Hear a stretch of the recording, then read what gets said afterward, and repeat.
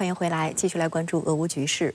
综合俄罗斯媒体报道，波兰外交部长拉多斯瓦夫希科尔斯基10号表示，北约士兵已经出现在乌克兰。这一爆料引发各界震惊。俄罗斯外交部发言人扎哈罗娃则回应表示，他们再也无法隐瞒了。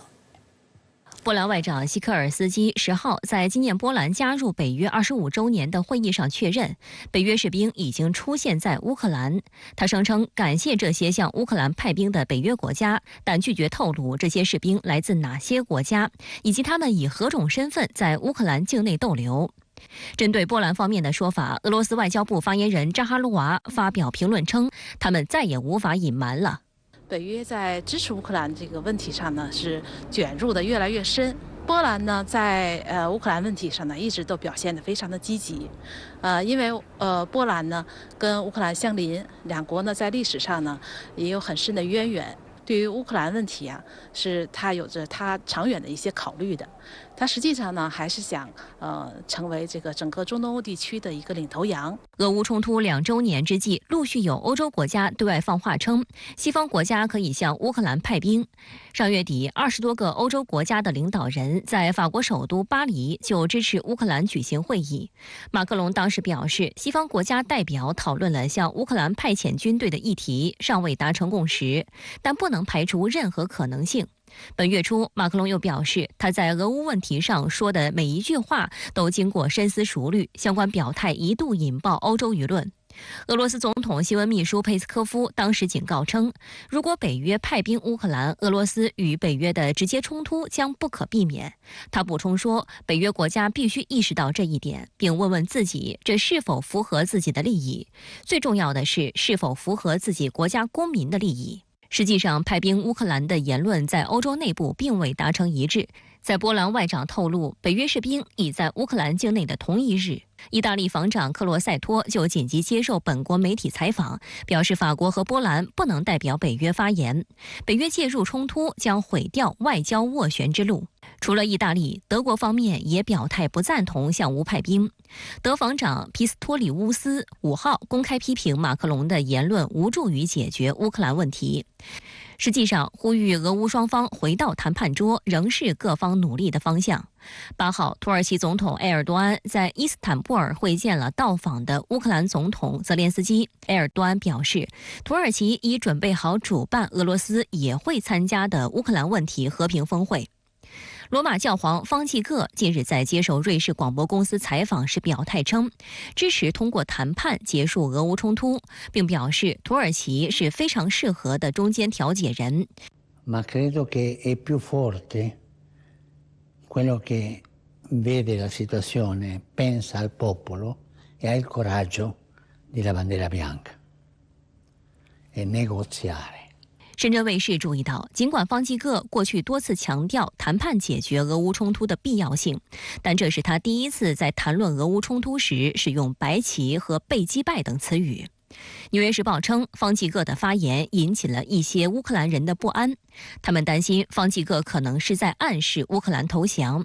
泽连斯基10号在讲话中暗示，方济各正在进行毫无实质意义的调解。 乌外交部长库列巴发文称，基辅不会投降。乌克兰国旗是黄蓝两色的旗帜，我们永远不会升起任何其他旗帜。欧洲对乌克兰态度出现分歧，美国的立场也备受关注。本月8号，匈牙利总理欧尔班前往美国佛罗里达州海湖庄园，拜访了美国共和党总统候选人特朗普。2天后，欧尔班在接受匈牙利电视台采访时透露，特朗普对于如何结束俄乌冲突有一个非常详细的计划。他还表示，特朗普承诺，如果再次成为美国总统，他不会给乌克兰拨钱，而没有美国，欧洲将无法资助乌克兰打仗，俄乌冲突将会结束。 值得注意的是，欧尔班此次前往美国，并未拜访现总统拜登，引发外界广泛关注。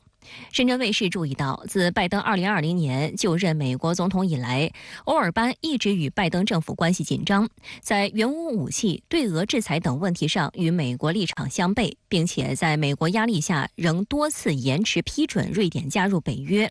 对于此次欧尔班会见特朗普，拜登恼羞成怒，在当日的竞选活动上强烈抨击称，特朗普这是寻求独裁。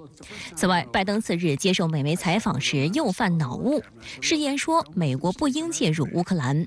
America made a mistake. We went after bin Laden until we got him, but we shouldn't have gone into Ukraine. I mean, we shouldn't have gone into the whole thing in Iraq and Afghanistan. It wasn't necessary. It wasn't necessary. It just caused more problems in the race than it's clearly cured. 实际上，这并非拜登第一次混淆关键的国际事件和地点。去年6月，拜登在谈及俄乌冲突时，也误把乌克兰称为伊拉克。今年3月1号，拜登在宣布美国将向加沙空投救援物资时，又把加沙说成了乌克兰。针对拜登的最新口误，扎哈罗娃讽刺称，他没有搞混，他是再也憋不住实话。俄罗斯联邦安全会议副主席梅德韦杰夫10号在社交平台补刀称，傻子和疯子说的都是实话。相关话题来连线特约评论员孙兴杰。孙先生您好。最近，匈牙利总理欧尔班与美国前总统特朗普会面，他透露说，特朗普对于如何结束俄乌冲突有一个非常详细的计划。您对此如何看？欧尔班对媒体表示说，虽然不能够谈论特朗普的计划，但是特朗普的计划与匈牙利的观点比较契合。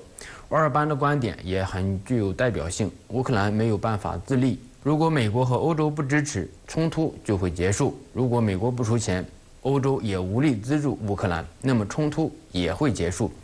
欧尔班在欧盟国家领导人中是比较另类的，尤其是在俄乌冲突过程中，欧尔班的立场更接近于俄罗斯。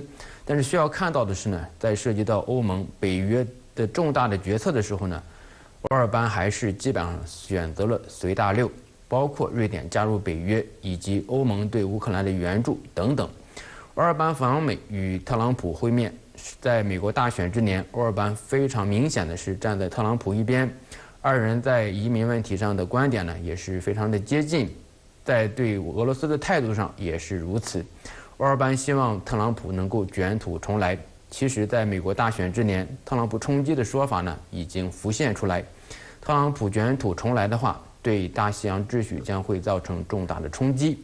在俄乌冲突的问题上，美国的政策调整将产生重大的冲击。对于特朗普卷土重来，或者是美国援助乌克兰计划受阻，欧盟尤其是欧洲的大国开始采取主动的行动。比如法国总统马克龙立场就非常的鲜明，甚至表示不排除向乌克兰派出军队。换句话说，如果美国停止援乌，俄乌冲突有可能进一步演变为欧洲大陆的战争。如果拉长历史的视角，就会发现这样的战争在欧洲历史上是比比皆是。英美援助乌克兰的情况下，俄乌冲突也没有超出欧洲国际关系史和战争史的范畴。毫无疑问，战争和冲突最终还是要通过谈判来解决。无论土耳其倡导的和平峰会，还是乌克兰参与其中的瑞士和平会议，都表明谈判是实现和平的必要一步。但是现在各方以何种姿态参与到和平谈判，还没有共识。美国国内政治的变动无疑会让俄乌冲突的进程更加的复杂，各种不确定的因素在增加，各方的预期呢也会更加的